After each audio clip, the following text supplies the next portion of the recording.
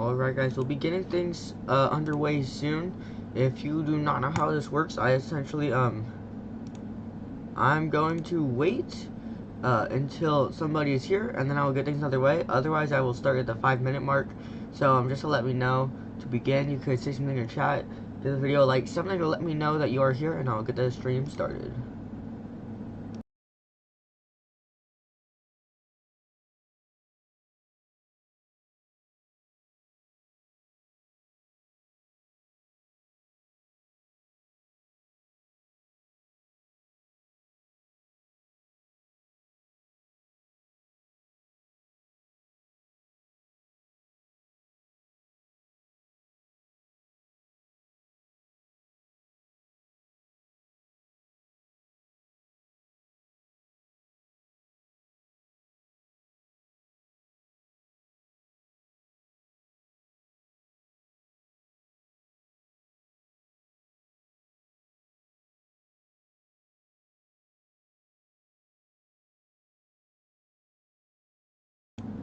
Alright, just giving a quick update again. I will get things underway once somebody is here, so I'm not starting without anybody, so if somebody gets here, I will get things underway. Otherwise, I will start at the 5-minute mark.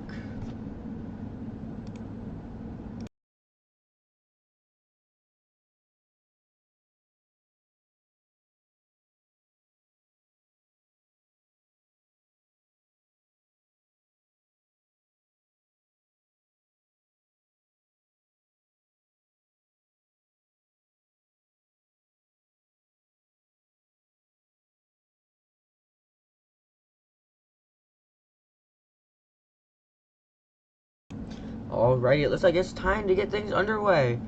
Monster Jam fans, I hope you're ready, because it's time for the 22nd Monster Jam Weekly Update Wednesdays live stream. This is where I'm going to recap all the news and results. So, I'm going to give you guys a quick overview of what to look for here. So, I'm going to talk about all the results from this past weekend, new series champions who will be going to the World Finals, and other news that we have learned recently. So, we're just going to get things straight underway, and let's get started with the weekend recap. Now, this is where we talk about the results. So, we have actually a solid amount of results from this past weekend, 5 different stops. Now, I'm going to give you guys a quick reminder on how this works. If a stop had more than 3 events in a weekend, so 3 or more events, I will not go into super detail. I will just tell you guys kind of overall event winners, top 3 standings. But if an event has 2 or less events in a weekend, then I will tell you everything down to the details. So we're going to start in Wilkes-Barre, Pennsylvania, which was Arena Series East. If you don't know the lineup, it's posted on Monster Jam's website and pretty much all their social media, and you can find it there. It's the same as the normal lineup that was released at the start of the year. This was a 4-event weekend, so I'm going to go over all of the basic stuff. Friday night, in 3rd place was Chad Tingler and Zombie. 2nd place was Hunter Souza and Earthshaker, and winning the overall was Armando Castro. Saturday afternoon, 3rd place was Dalton Ryder Jurassic Attack. 2nd place was Lindsay Reed Scooby-Doo, and your overall event champion was Weston Anderson Gravedigger. Saturday night, your 3rd place would be Weston Anderson and Gravedigger. Your 2nd place would be Dalton Widener in the Jurassic Attack. And your overall event champion would once again be Armando Castro in the El Toro Loco. But on the final day, Sunday afternoon, it would be Lindsay Reed in 3rd place, Weston Anderson in 2nd place, and Dalton Widener picking up an overall win Sunday afternoon for the final event in Wilkes-Barre. That is all the basic stuff with the results from this past weekend in Wilkes-Barre. Now, Weston Anderson would gather the most points all weekend long. Moving into Moline, Illinois, this was only a 2-event weekend, so I'm going to tell you guys everything that you need to know. This was Arena Series West on a limited lineup. Every driver attended this event except for Tristan England, who we will get back to relatively shortly in this stream. We will get back to Kristen England in just a little bit.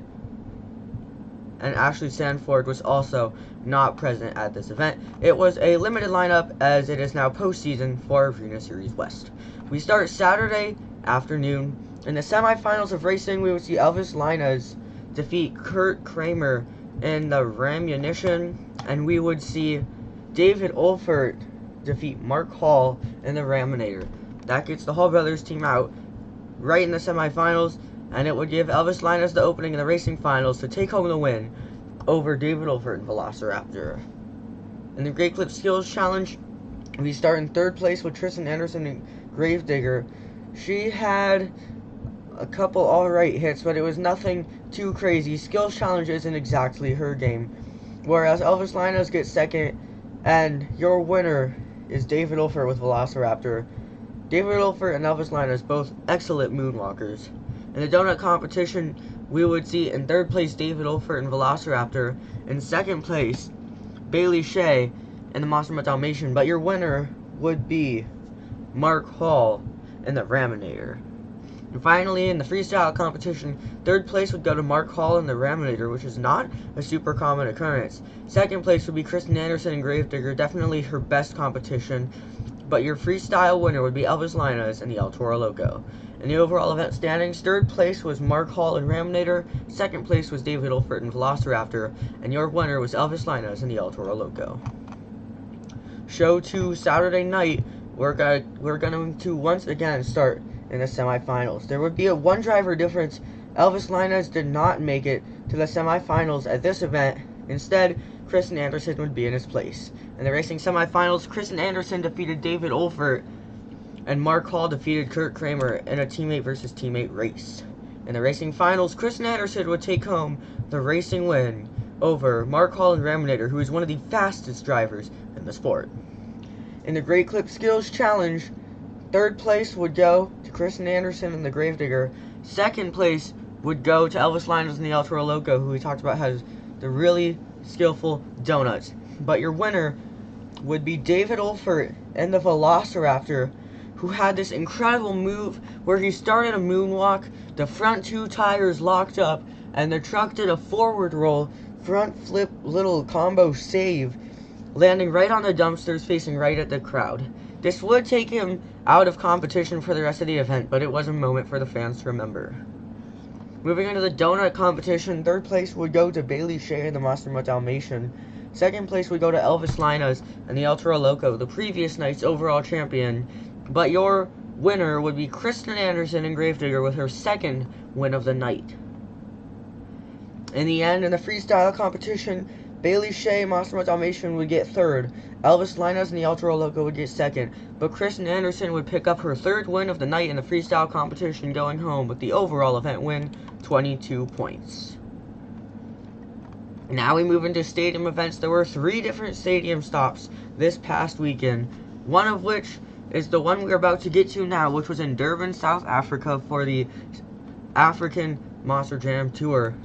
This was, I believe, their 3rd stop in South Africa, and it was a little bit iffy, but we're going to talk about all the details down to round 1 of racing on this event. This event would have Matt Cody and Gravedigger, Charlie Pocken and Megalodon, Brandon Arthur and El Toro Loco, Chelsea Van Cleve and Zombie, Blake Granger and the Max D, Miranda Kozad and the Monster Mutt Dalmatian, Tristan England and the Blue Thunder, and Tony Oates and the Earthshaker. This is relatively similar to the rest of the South African tour, but the main difference that we see here is that Tristan England will be behind the wheel of Blue Thunder at this event, and we will get back to him shortly, as he did have some pretty solid standings throughout the night. We start in racing round 1, where we see Blake Granger defeat Miranda Kozad, Tony Oakes defeat Brandon Arthur, Matt Cody defeat Chelsea Van Cleve, and finally we would see Tristan England defeat Charlie Pocken. So that really goes to show, I mean, Charlie Pocken drove stadiums for like a good 20 years. Well, he drove for well over 20 years. But I mean, he's been driving large scale of monster trucks since before Monster Jam did typical stadium events like you would think of today. And yet, Tristan England, who they kept in arenas, comes out and just defeats a veteran like that. Then in the semifinals, we see Blake Granger defeat Tony Oaks and Tristan England defeat Matt Cody. And in the end, Tristan England would end up taking home the racing win after defeating Blake Granger in the Max D. In the Great Clip Skills Challenge, we're going to go down to 5th place, which was Tony Oaks and the Earthshaker. 4th place was Matt Cody and Gravedigger. 3rd place was Tony Oaks and Blue Flounder with some good moonwalk moves. 2nd place was Blake Granger and Max D, also with some good moonwalks. But your winner was Miranda Kozad and Mustard Dalmatian. 1st place with this awesome move where she did a stoppie, got a little bit of a moonwalk, and then got an incredible sidewall save before throwing it into a slap wheelie and crashing into the stadium barriers. In the end, I feel like these are a little bit of debatable voting, but Charlie Pocket and Megalodon was 3rd from last, despite having this awesome bicycle save, which it's debatable, but I mean, it is what it is. The fans got something cool, and they definitely voted for the right winner after Miranda Kozad's incredible save.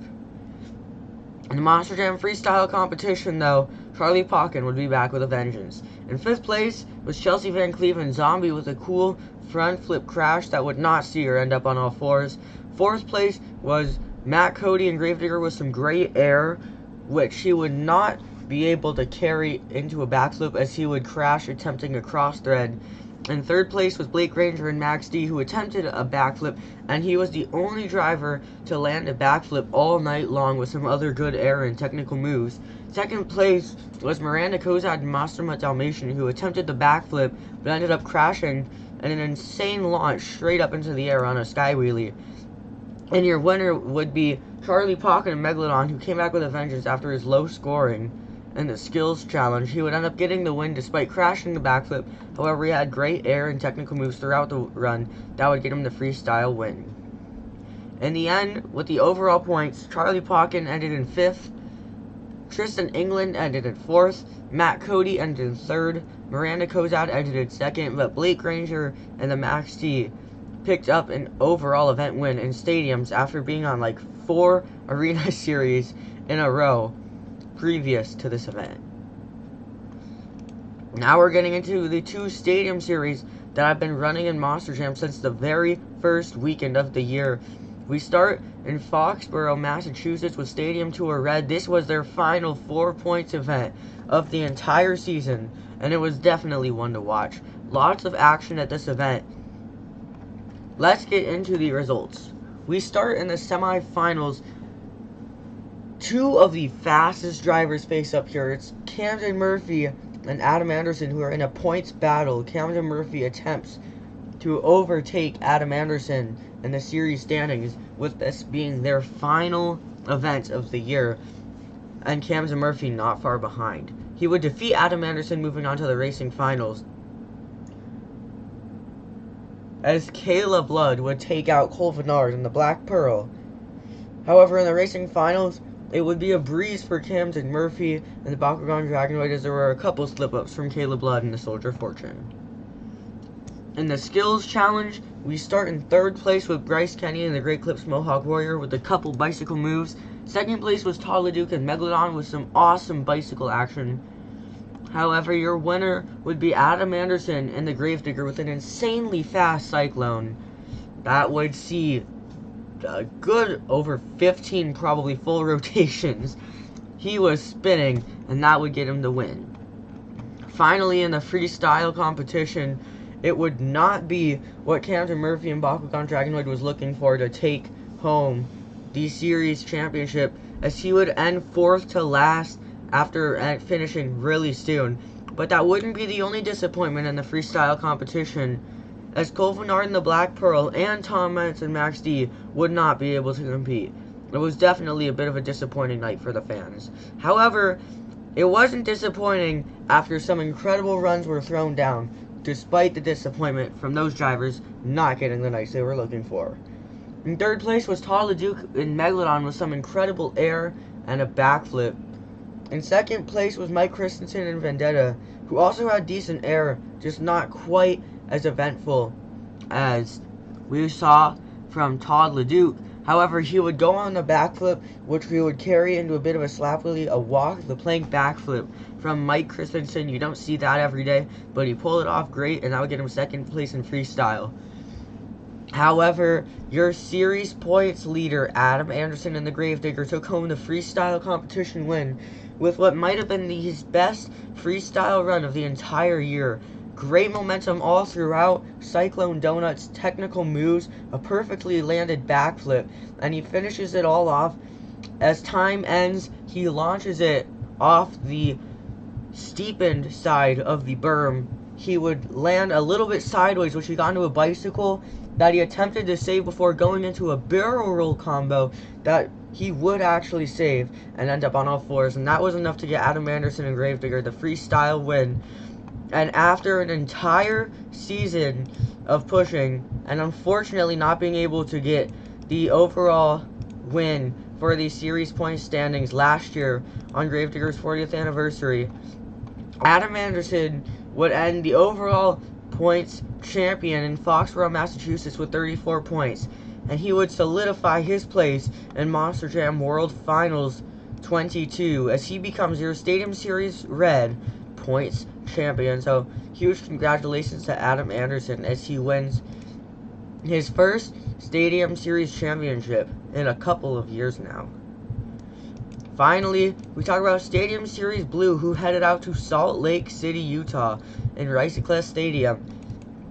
Now, this is the same Stadium Tour Blue we saw all the rest of the year, except ever since the driver swap in Los Angeles, now Cody Saucier is behind the wheel of El Toro Loco. This was a one-event weekend, but it's time to talk about all the action. We start in the semifinals, where we would see a teammate race between Corey Rummel and Jim Kohler, where Corey Rummel and Megalodon takes home the win. But Tyler Menninga takes on Ryan DeSharoon, and Tyler Menninga is going to be able to move on from that race. Corey Rummel put up a great race in the racing finals, but he was not fast enough to beat Tyler Menninga, and Tyler Menninga goes home with their racing win. In the Great Clip Skills Challenge, it was a very, very interesting night. There are just so many crazy moments to talk about, so I'm going to start all the way back in 5th place with Corey Rummel and Megalodon, who had some pretty good moonwalk moves. 4th place was Tyler Menninga and Gravedigger, just being really consistent all season long, and he continued that here in Salt Lake City. In 3rd place was Jim Kohler and the Avenger, who went for 2 sky wheelies. One, he launched into the air. He crashed into the other trucks, but he crashed literally into them as he goes right between Tyler Menninga and Cody Saucier, barely not hitting other drivers. 2nd place was Cody Saucier in the El Toro Loco, who had a not too great first hit. He tried to go for a sky wheelie and walk it. He did get the sky wheelie, but he could not walk it, and it didn't go quite as planned. However, his second hit, he went for a bicycle, and his rear tire would just tap the berm near the backflip ramp, and it would be able to get him up onto a moonwalk with an incredible combo.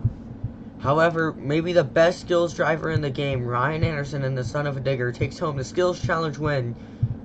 He's already had so many this season I can't even count, but he had 2 incredible bicycle moves with some incredible saves. Finally, in the freestyle competition, we start at 3rd place with Colt Stevenson, the Thunder Roarus. He had pretty decent air, as well as a perfectly landed backflip, but nothing too incredible in that run. Corey Rummel and the Megalodon would debatably get 2nd place, as he had great air all throughout the run with a couple little saves. He would under-rotate the backflip, causing the trucks to roll over. But just like he did just a few weeks ago in Glendale, he went over on the backflip, and he would end up getting a save.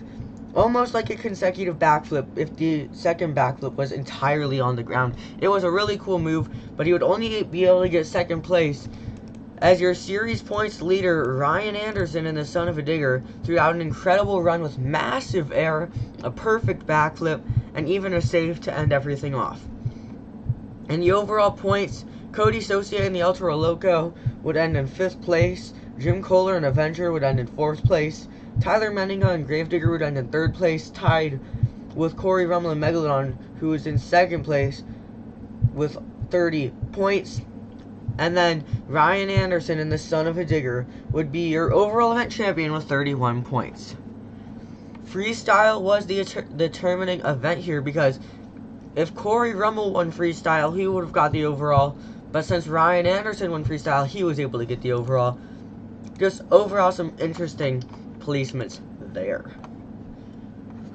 And that is all of your results from this past weekend. That might have been the longest time I've ever spent on the results segment. That was a ton of stuff. And that being said, there's not really a lot of results left.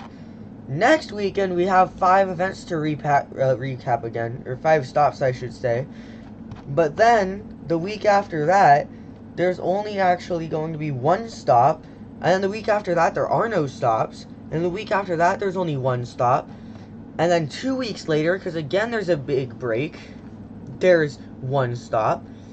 And then 2 weeks after that, it's the World Finals. So it's going to be a jam-packed schedule. Just all throughout. Because you have to think, there's not a lot of events. And that means not a lot of stuff to talk about here. But those drivers are all getting ready for the World Finals. I'm sure that we're going to have a lot to talk about as more drivers for the World Finals start to get revealed, as new news on the World Finals start to get revealed, and all the stuff like that. There's a lot to look forward to, even if there is a lack of events the next couple of weeks. Now, that being said, postseason is looking a little bit dead. There's only going to be, like, 2 or 3 stadium events between the span of, like, late July through October, which is upsetting, but I guess that is what it is. And, we'll just see how things go. I'm excited to see how the season wraps up, and I'm really excited to see who ends up in the Monster Jam World Finals. And that being said, it's already time to move into everybody's favorite segment where we talk about literally anything. The discussion and wrap-up.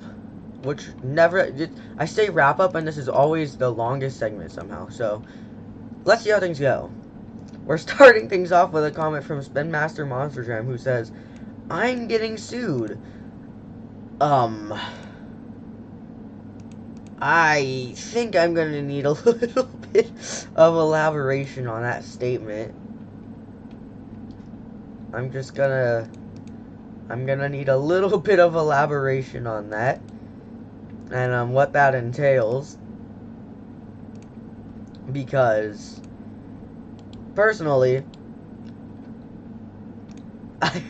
I want the details.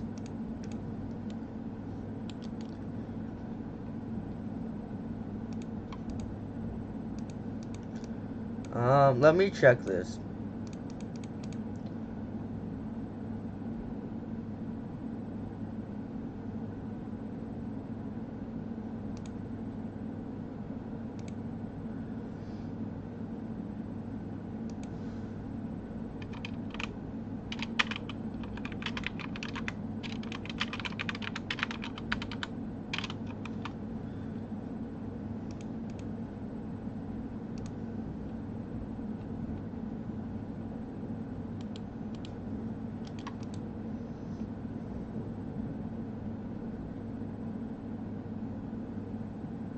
Hang on.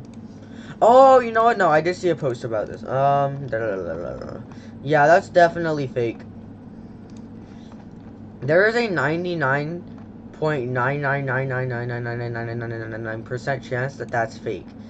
There is, like, no shot that that is at all fake. I mean, real. Real. Oh my god. Real. There's no way it's real. It's definitely fake. Because...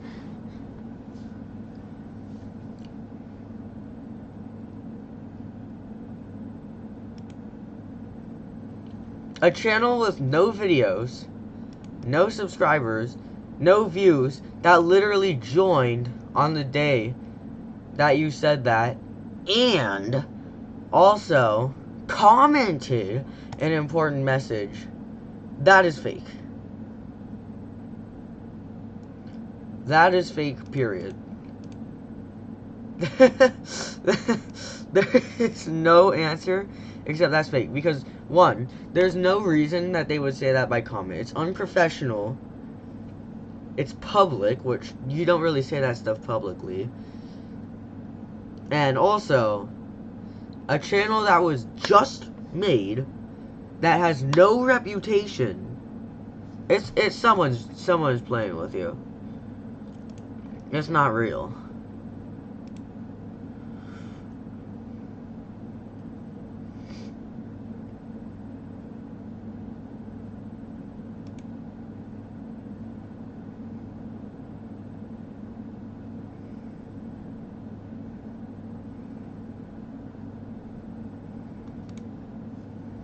But, like, yeah.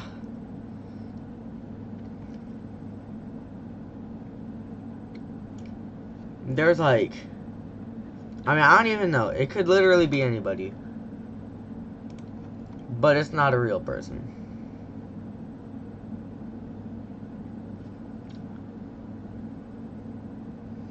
I just feel like if it was...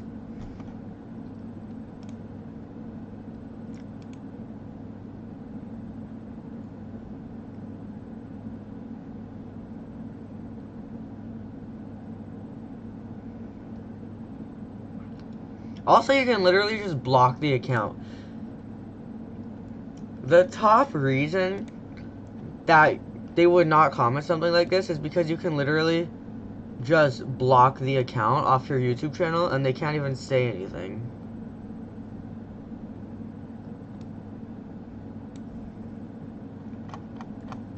So just, yeah, don't even bother with that stuff. I was not a fan of the yellow unnamed and untamed. Like, it wasn't that bad. I don't honestly usually think that much about, like, strictly independent trucks, but I mean, Unnamed and Untamed is one of the most frequent trucks to come to my shows. The yellow one, I just don't like quite as much as the typical black and green one. I just feel like there's more pop to the black and green one. I also feel like Unnamed and Untamed is the rip-off version of Identity Theft, right? Identity Theft was the rip-off version of Gravedigger, and then Unnamed and Untamed was like, hey, I didn't even think about ripping off another truck. So Unnamed and Untamed kind of feels like the rip-off and of Identity Theft, because it's like, well, which one came first actually? Which one came first? Unnamed and Untamed debuted as in 1990 as a, so its debut as a monster truck was in 1990. And when did it debut the Gravedigger looking body? 1999 is when Unnamed and Untamed got the Gravedigger looking thing. And then Identity Theft. Oh, yeah, Identity Theft debuted way later. Identity Theft is kind of like the ripoff of everything. I like how the thing, like, at least at my shows, Identity Theft actually uses Bad to the Bone, which is just really, really funny. I mean, they're dedicated. They're dedicated to the role.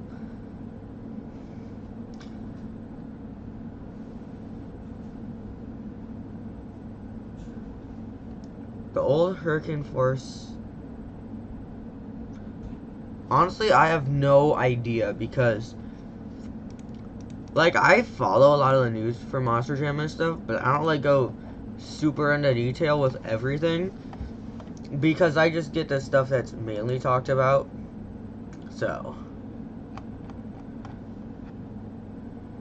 I don't get, like, especially with independent things, I don't get every single detail, but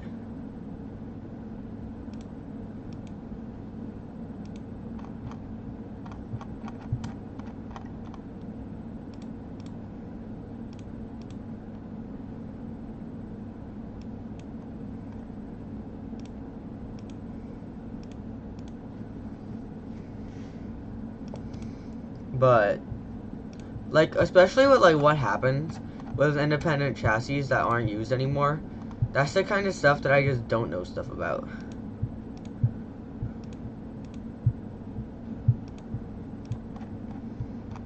A little bit of it I do, but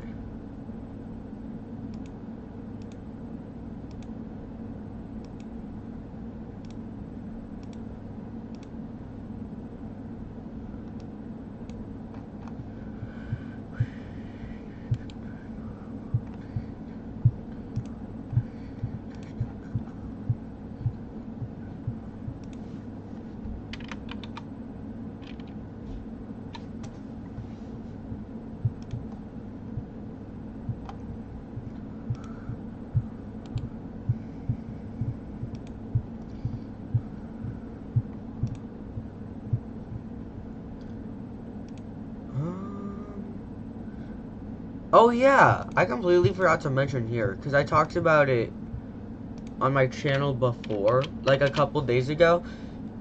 But I was just like at the store yesterday. I went to Target, and I found all of Series 30 except for the chase piece, which is Carnage Asada. I found every other truck from that. Literally, I found all of Series 30 except the chase piece before Monster Jam OCD even released his video about it. So that was interesting. I wasn't really expecting that to happen. But I mean, I got a lot of cool stuff. So if you don't know what the trucks are for that, I have a community thing about it, but it's also on Monster Jam OCD's channel now, because he has posted his video since that post. If you want to know more about that series, that's probably the best way to do it. But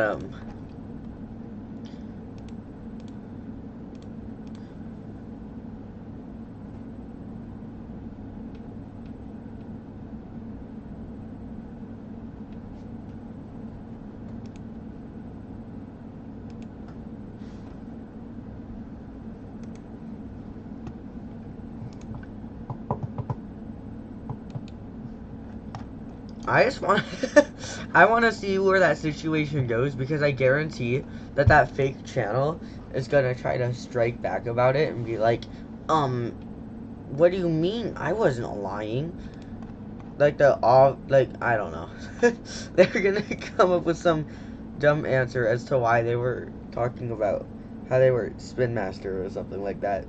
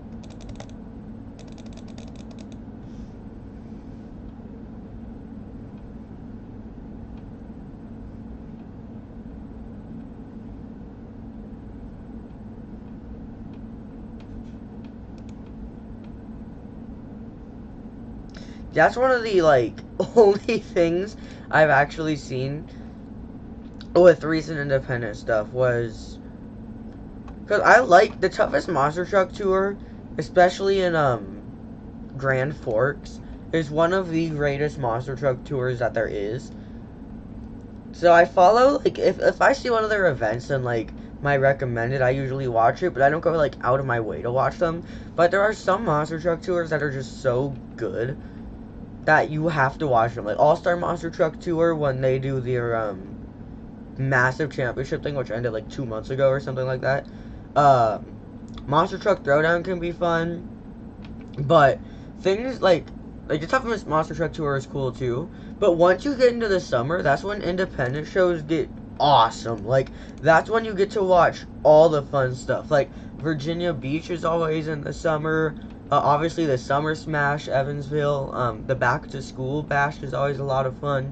There's a lot of great stuff that always comes up in the summer when you look at independent events. So I'm really excited for that. But there are some tours, like I was saying, like, especially the, I want to say O'Reilly's Outlaw Tour is what it's called, is a lot of fun, because it's a really good tour. It's basically Monster Truck Throwdown, but even better. So, I feel like that's always really fun to watch, too. I feel like when you look at different sections of monster trucks, I feel like Tim Jones is kind of the king of independent events. Like, every single big independent event, he seems to be there, and he seems to win at least one competition. Like, I'm pretty sure he is going to be at Monsters on the Beach this year. Let me check. Because the lineup for Monsters on the Beach is really, really weird this year. Like, it's not like any lineup that I think we've ever seen there. We got, obviously, it's not a Monsters on the Beach event without Stone Crusher and Hooks. Obviously, they're going to be there. Then you have Dirt Crew, because obviously that team's always there too. I want to say DCT. So Dozer's there, since they don't have Quad Chaos anymore. But then things start to get weird, because Velociraptor and Vendetta are going to be there, which is, I want to say, Team Battle Monster's first time in Virginia Beach, which is just really odd. Like, I mean, I'm not complaining. I'm really excited to see what they do, but it's certainly unexpected. And then, we have Tim Jones and Tailgater. That's what I'm talking about. Every big event, he manages to be there. So he's going to be in the Monsters on the Beach event. And then finally, and this might be the most shocking one of all, Illuminator, which I don't know. That's so random. I think Illuminator was in Monsters on the Beach like 7 years ago or something like that. And that was like the last time that he was ever there. And then all of a sudden he's just thrown into this lineup again. So I don't know if it's just gonna be like, I don't even know if it was Illuminator that was there. So I don't know, maybe DCT are going to be doing like some new truck, like some new LED truck looking thing, but I just find Illuminator such a strange pick for Monsters on the Beach. I have seen like the mysterious render photos of the new DCT truck.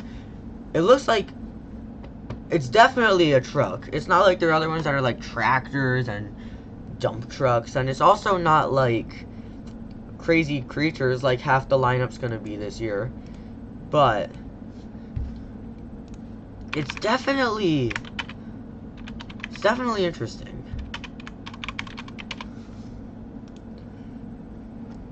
Let me check for the Monster Truck Militia thing. No.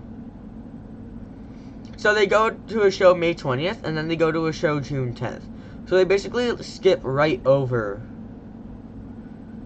the weekend that Monsters on the Beach is happening. Not even a weekend. What? This is so weird. Okay, yeah. Monsters on the Beach is May 19th through 21st. With a very odd lineup. But yeah, Monster Militia Tour goes May 20th, and then it goes June 10th. And then skips all the way to August, then all the way to September. And then all the way to the end of October. And I'm now realizing, that every single Monster Truck Militia show is in Utah. Which is weird, because isn't Team Throttle Monster based in Texas, or am I crazy? I thought for sure that Team Throttle Monster was based in Texas, but maybe I'm wrong. Man, I want these monster machines so bad, but it's $120 before tax and shipping to get all of them. Oh, why are they so expensive? I know Velociraptor is getting a Spin Master truck, so I probably won't buy Velociraptor as one of these until I know that for sure. And I probably won't buy Jurassic Attack, since I at least have a Jurassic Attack from Spin Master and Hot Wheels. But I might buy Vendetta, Rockwell Red, and Kamikaze, because I know for sure Spin Master won't make Kamikaze. And then Rockwell Red and Vendetta just aren't confirmed for any time. So I might buy those 3 sometime if I could gather the money for that. It's just so expensive. But it is what it is. So anyways, let me see. Where are they based in? Ooh, they have crew shirts too, but the crew shirts are the same price as buying all the trucks. The crew shirts are 120 bucks. Why so expensive? It's whatever. I mean, crew shirts, I guess, aren't those like fireproof or whatever? I don't know. Is this even gonna tell me? I just want to know where they're from. Drivers. No, that's not what I want to know. But I mean, I guess, yeah, they literally have every single one of their drivers on their page. That is so crazy. Anyways, maybe I'm crazy.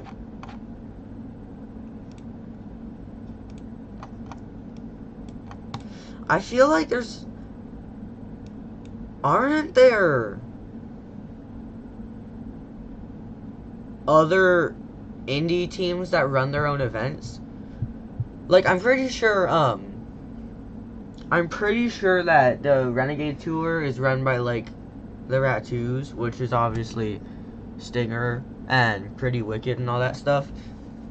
But, like, and then Monster Truck Militia Tour is, like, Team Throttle Monster, but I swear there was, like, another tour that was all about one of the teams that started it. I don't know, though. Maybe I'm crazy.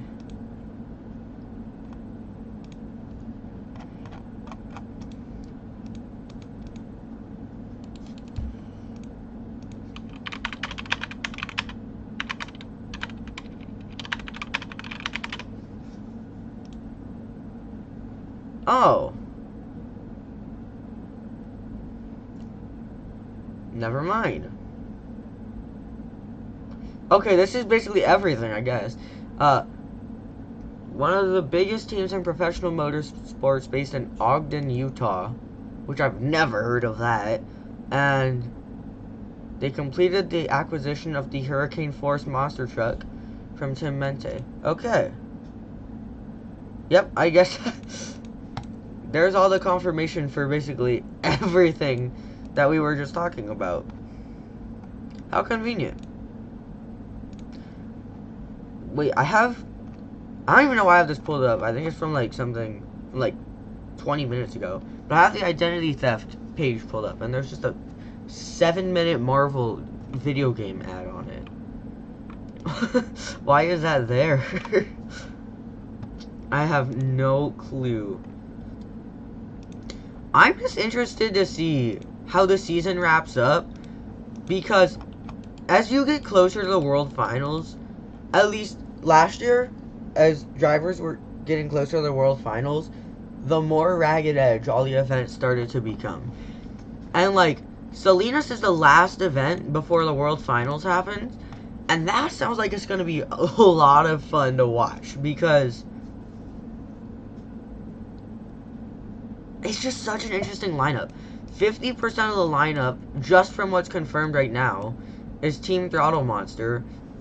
And then you have Tyler Menninga and Bari Musauer, 2 insane stadium drivers, as well as Ashley Sanford and Megalodon, a rookie driver who's had an incredible season, and Armando Castro and El Toro Loco, who doesn't get a lot of big field opportunities, so he's always very interesting to watch in Salinas. And then we still have a truck and driver TBA. I don't know what that might entail. Maybe that's going to be the first Marvel truck event. Maybe it won't be London. I don't know. Maybe that's going to be another Team Throttle Monster truck, like, Wrecking Machine. Maybe that's going to be Wrecking Machine.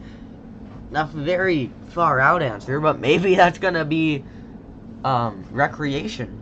I don't know. I have no idea. Maybe it's going to be another Feld truck, and it's still going to be a Feld 50-50 lineup, and it's going to be like Cody Saucier Dragon or something. I don't really know. But I think that's just about everything to cover in today's stream. So thank you for those of you who came out today to watch the weekly update Wednesdays. But it's time to bring it to a close. I'll probably be back next week, because there's a lot to... This is going to be the next week might be the last weekly update Wednesday up until after the World Finals, because it's the last big weekend before it's kind of a big dead space for Monster Jam, and any other updates I have to post will probably be through community. So, thank you guys for coming out. I think this is going to be the second to last weekly update Wednesday of the season before season 2 begins for the weekly update Wednesday, so I'll see you guys whenever that happens. It's been a great first season. Started postseason last year all the way up through the end of the 2023 season. I think there's only 1 or 2 episodes left, and then we're off to the World Finals, and I'll see you guys next time.